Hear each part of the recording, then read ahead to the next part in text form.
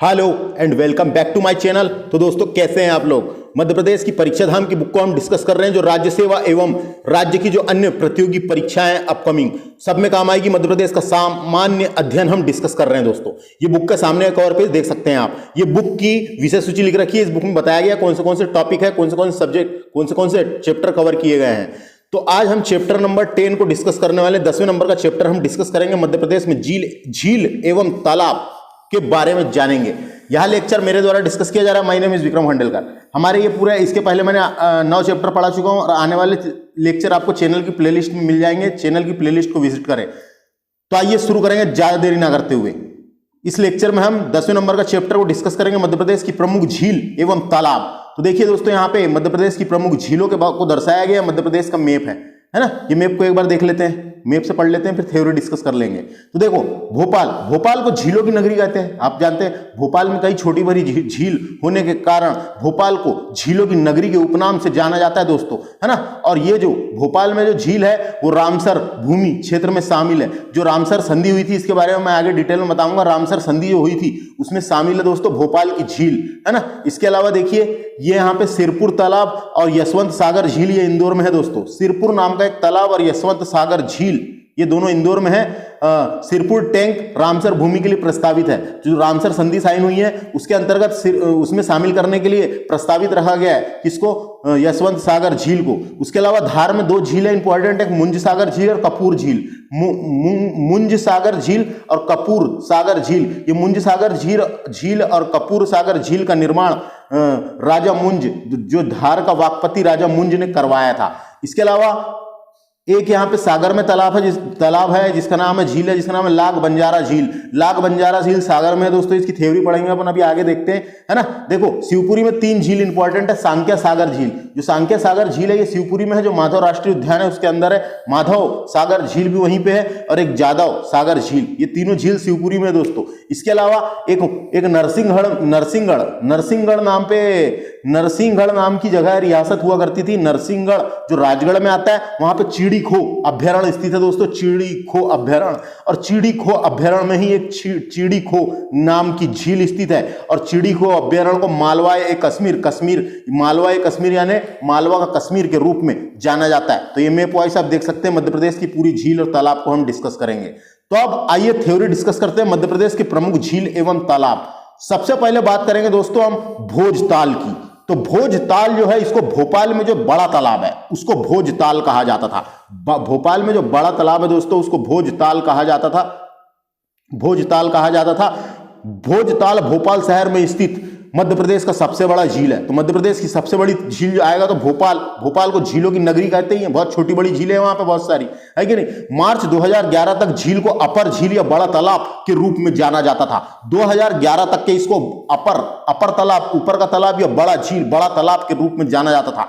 राजा भोज के सम्मान में इसका नाम बदलकर भोजताल रख दिया गया। राजा भोज के सम्मान में, क्योंकि ये झील को राजा भोज ने ही निर्माण करवाया था दोस्तों। जो भोपाल का बड़ा तालाब था, प्राचीन काल में राजा भोज ने ही उसका निर्माण करवाया था, है ना।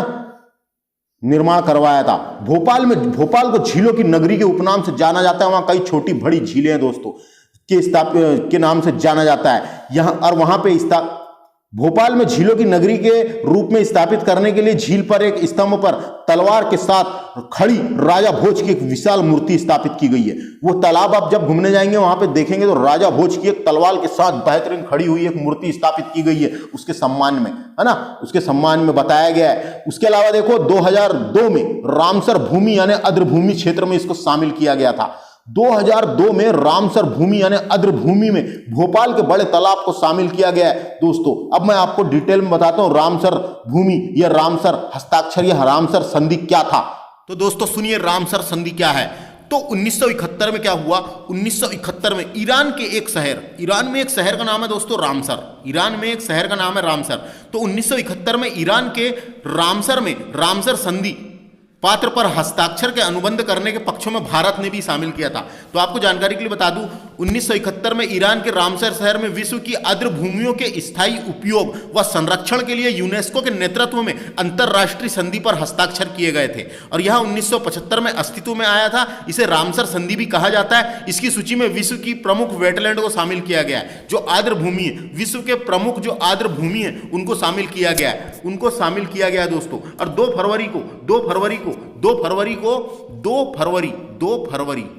फरवरी को विश्व वेटलैंड दिवस के रूप में ही मनाया जाता है। वेटलैंड VETLAND वेटलैंड यानी विश्व वेटलैंड आर्द्र भूमि दिवस, विश्व आर्द्र भूमि दिवस के रूप में ही मनाया जाता है। 2 फरवरी को याद रखना है। तो समझ में आ गया रामसर संधि क्या है। 1971 में ईरान के रामसर शहर में विश्व की आर्द्र भूमि के स्थायी उपयोग व संरक्षण के लिए, जो आर्द्र भूमि है उनके स्थायी उपयोग व संरक्षण के लिए यूनेस्को के नेतृत्व में अंतरराष्ट्रीय संधि पर हस्ताक्षर किए गए थे। यह संधि 1975 में अस्तित्व में आई। 1971 में हस्ताक्षर किए गए थे, फिर 1975 में अस्तित्व में आई। इसे रामसर संधि भी कहा जाने लगा, रामसर संधि भी कहते हैं। इसकी सूची में विश्व के प्रमुख वेटलैंड को शामिल किया गया है, विश्व के प्रमुख वेटलैंड को शामिल किया गया है। और जो अपने मध्य प्रदेश का भोपाल का जो बड़ा तालाब है उसको 2002 में रामसर भूमि आर्द्र भूमि क्षेत्र में शामिल किया गया है। क्वेश्चन आ सकता है भोपाल का भोजताल या बड़ा तालाब को कब शामिल किया गया? 2002 में रामसर संधि में साइन किया गया है। रामसर संधि क्या है मैंने आपको बोल के बताया। आगे बात करेंगे हम लाख बंजारा झील। ये लाख बंजारा झील ये बुंदेलखंड क्षेत्र के सागर जिले में है दोस्तों। याद रखना है जो अपना सागर जिला है वहां पे एक झील का नाम है लाख बंजारा झील। डायरेक्ट आ सकता है लाख बंजारा झील कहां पर है करके, तो अपने को पता रहना चाहिए। बात करेंगे लोकपाल सागर झील। लोकपाल सागर झील जो है पन्ना के राजा लोकपाल सिंह ने 1893-97 में अपने नाम पर लोकपाल सागर नाम का तालाब का निर्माण कराया था। लोकपाल सागर नाम का तालाब का निर्माण कराया था। इसे 500 हेक्टेयर से अधिक की कृषि भूमि में सिंचाई भी की जाती है। अब तालाब बन गया है तो उसका फायदा भी ले रहे हैं, उससे सिंचाई भी हो रही है। 500 हेक्टेयर से अधिक की कृषि भूमि पर सिंचाई की जाती है। इससे डायरेक्ट क्वेश्चन आ सकता है लोकपाल सागर झील कहां पर है? लोकपाल सागर झील सागर में है, याद रखना है, सागर जिले में है ना। नाम पे ही लिखा हुआ है इसके तो सागर, तो इसलिए क्वेश्चन ऐसा पूछा जा सकता है इसका निर्माण किसने करवाया था? तो राजा लोकपाल सिंह के नाम पर इसका निर्माण, यानी उसी ने करवाया था खुद के नाम पे। ग्वाल सागर नाम का एक सागर है, तालाब है, यह टिक्कमगढ़ में, टिक्कमगढ़ में है दोस्तों। टिक्कमगढ़ में इसका निर्माण चंदेल राजा मदन वर्मन ने 10,030 और 1165 ईस्वी में करवाया था। बताओ अब उस टाइम पे इसने करवाया एक नंबर चंदेल राजा मदन वर्मन ने। तो ग्वाल सागर झील ये टिक्कमगढ़ में है। इसका निर्माण राजा मदन वर्मन ने करवाया था। इसका नाम याद रख लो, नाम पूछा जा सकता है। धर्म सागर झील ये पन्ना जिले में स्थित है, पन्ना नगर में स्थित है दोस्तों। मदर शाह धार्मिक सूफी संत की स्मृति में ही यह धर्म सागर तालाब बनाया गया था। जो मदर शाह धार्मिक सूफी संत रहे हैं उनकी स्मृति में ये तालाब ये सागर का निर्माण कराया गया था। ये पन्ना जिले में। याद रखना पड़ेगा दोस्तों, मैं सिर्फ आपको एक बार पढ़ा सकता हूं जिससे आपको बुक पढ़ने में आसानी जाए, लेकिन याद रखना खाली वीडियो देखने से एग्जाम नहीं निकलने वाली है। वीडियो देखने से सिर्फ और सिर्फ भौतिक ज्ञान होगा। आत्मज्ञान के लिए आपको खुद अपनी बुक पकड़ के अपना दिमाग लगा के उसको याद रखना पड़ेगा दोस्तों। ये बता दिया मैंने आपको। मुंज सागर झील धार जिले में है। ये मुंज सागर झील धार जिले के मांडू में, मांडू कहां पे आता है? मांडू को सिटी ऑफ जॉय भी कहते हैं, खुशियों की नगरी, आनंद की नगरी मांडू को, है ना। तो मांडू में परमार वंश के राजा वाकपति मुंज ने, एक मुंज नाम का राजा हुआ है वाकपति मुंज ने इसे झील का निर्माण करवाया था दोस्तों। इतिहास को डिटेल में पढ़ाऊंगा मैं, है ना। तो वाकपति मुंज ने मुंज सागर झील बनवाया था कहां? मांडू में। उसके बाद बात करेंगे हम हनुमान ताल। तो हनुमान ताल तो आप जानते होंगे, मैं तो जानता हूं काहे कि मैं जाते रहता हूं कोई जबलपुर पेपर देने कई बार। तो हनुमान ताल जो है ये जबलपुर शहर में है दोस्तों। हनुमान ताल, है ना। प्राचीन समय में जबलपुर में 52 तालाब हुआ करते थे। 52 तालाब और 84 तलैया थी। तलैया थोड़ी छोटी होती है, तलैया थी। प्राचीन काल में, प्राचीन समय में जबलपुर में 52 ताल और 84 तलैया थी दोस्तों। इन तालाब और तलैया का निर्माण गोंड शासकों ने करवाया था, क्योंकि गोंडों का शासक रहा है इधर साइड, गोंड राजा रानियों का शासक रहा है, तो गोंड जनजाति या गोंड शासक रहे हैं उस टाइम पे। तो इन तालाब और तलैयों का निर्माण गोंड शासकों ने करवाया था दोस्तों। वर्तमान में केवल कुछ खास तालाब ही सुरक्षित बच गए हैं, क्योंकि बाकी जगह शहरीकरण हो गया है, आबादी बस गई है, शहरीकरण हो गया है, घना आबादी बढ़ रही है ना। तो तालाब वर्तमान में कुछ खास तालाब ही बच गए हैं। हनुमान ताल पूछा जा सकता है कहां है? जबलपुर में, याद रखना है। सांख्या सागर झील, मैंने बताया सांख्या सागर नाम की झील दोस्तों जो है माधव सागर झील और सांख्या सागर झील ये 1918 में मनिहार नदी में बनाया गया था दोस्तों। कहाँ? ये मनिहार नदी में बनाया गया था। सांख्या सागर झील शिवपुरी में है। इस झील माधव राष्ट्रीय पार्क के पास में ही है। जो माधव राष्ट्रीय उद्यान है दोस्तों उसके पास में ही है बिल्कुल। अगर अपन माधव राष्ट्रीय उद्यान जाएंगे तो ये झील को भी अपन देख सकते हैं। क्वेश्चन आ सकता है सांख्या सागर झील और माधव सागर झील कहां पर है दोस्तों? तो ये 1918 में बनाया गया था, यानी आजादी के पहले, है ना। ये किसने बनाया था? सिंधिया शासक थे उस टाइम पे। तो 1918 में मनिहार नदी से बनाया गया है। मनिहार नदी में बनाया गया सांख्या सागर झील और माधव सागर झील,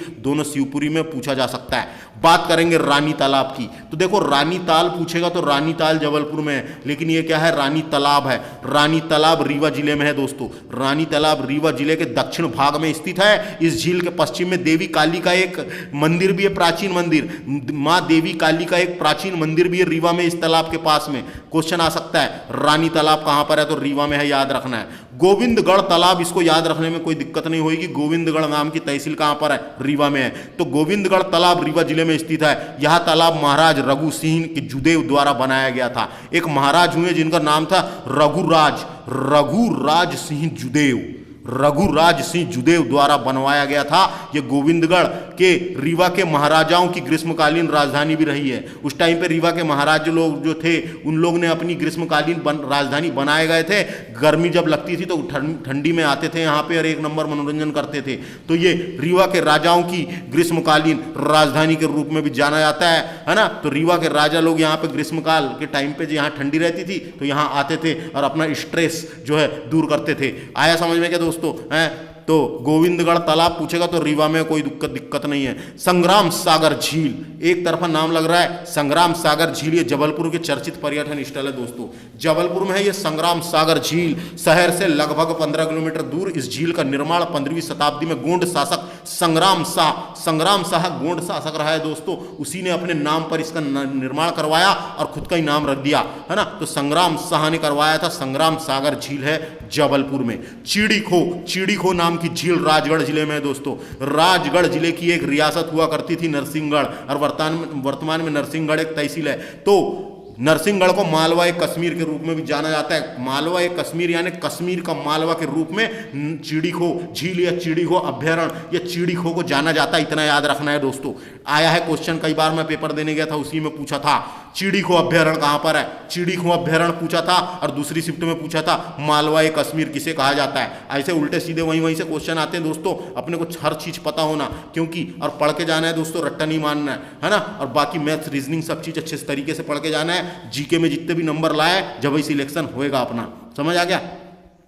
क्वेश्चन पूछा जाएगा चीड़ीखो, डायरेक्ट लगाना राजगढ़, है ना। चीड़ीखो अभ्यारण्य भी राजगढ़ में। एग्जाम के लिए एक हेल्पफुल पॉइंट देख लेते हैं। 52 तालों का शहर जबलपुर को कहा जाता है। क्वेश्चन आएगा तो 52 तालों का शहर, जबलपुर को 52 तालों का शहर कहा जाता है। प्राचीन समय में जबलपुर में 52 तालाब और 84 तलैया थी, छोटी वाली तलैया। जबलपुर में हनुमान ताल है, या आ सकता है रानी ताल, गालोआ ताल, देवताल, सापा ताल, माड़ो ताल, आधार ताल तो है, सुनाऊं मैंने, है ना। गंज ताल, परशुराम कुंड, संग्राम सागर झील जबलपुर में स्थित है दोस्तों। तो जबलपुर में कौन सी तालाब है ये देख लेना है, कई बार क्वेश्चन आ सकता है क्या नहीं। और झीलों की नगरी भोपाल को कहा जाता है। झीलों की नगरी भोपाल को कहा जाता है। भोपाल में लोअर झील, अपर झील, शाहपुरा झील, मनीषा झील, मोतिया तालाब स्थित है दोस्तों। मोतिया तालाब स्थित है। भोपाल पूरा 5 पहाड़ियों पर बसा हुआ है दोस्तों। उसके अलावा झीलों की नगरी भी भोपाल को कहा जाता है, याद रखना है ना। उसके अलावा देखो अन्य झील देख लेते हैं और ये लेक्चर को फटाफट से खत्म करते हैं। देखो अब सिरपुर तालाब और यशवंत सागर झील, ये इंदौर में है। सिरपुर झील सागर भूमि में प्रस्तावित है। जो रामसर संधि हुई थी दोस्तों उसमें हम इसको जोड़ेंगे करके बोल रहे हैं, इसको प्रस्तावित रखी मध्य प्रदेश सरकार ने, है ना। दोस्तों सांख्या सागर झील है, ये कहां पे? शिवपुरी में। डायरेक्ट क्वेश्चन आ सकता है। माधव सागर झील, ये भी शिवपुरी में है। माधव सागर झील भी शिवपुरी में है। और जाधव सागर झील ये भी शिवपुरी में है। ये झीलें जो है ये माधव राष्ट्रीय उद्यान जो शिवपुरी में उसके अंदर है दोस्तों, है ना। अगला है मुंज सागर तालाब या मुंज सागर झील, कपूर सागर तालाब, ये दोनों मांडू में है। मांडू धार में आता है, सिटी ऑफ जॉय कहते हैं। मुंज सागर झील का निर्माण वाकपति मुंज द्वारा करवाया गया था। क्वेश्चन आ सकता है किसने किया था, वाकपति मुंज। तो ये डायरेक्ट क्वेश्चन जिले के नाम देके पूछे जा सकते हैं अपने को, किस जिले में करके वनडे एग्जामों में। तो इस तरीके से हमारा ये लेक्चर कंप्लीट होता है। अगले लेक्चर में हम 11वें नंबर का चैप्टर को डिस्कस करेंगे। 11वें नंबर का चैप्टर क्या है देख लेते हैं। मध्य प्रदेश की मिट्टी, मृदा के बारे में डिस्कस करेंगे। थैंक्स फॉर वॉचिंग, नमस्ते।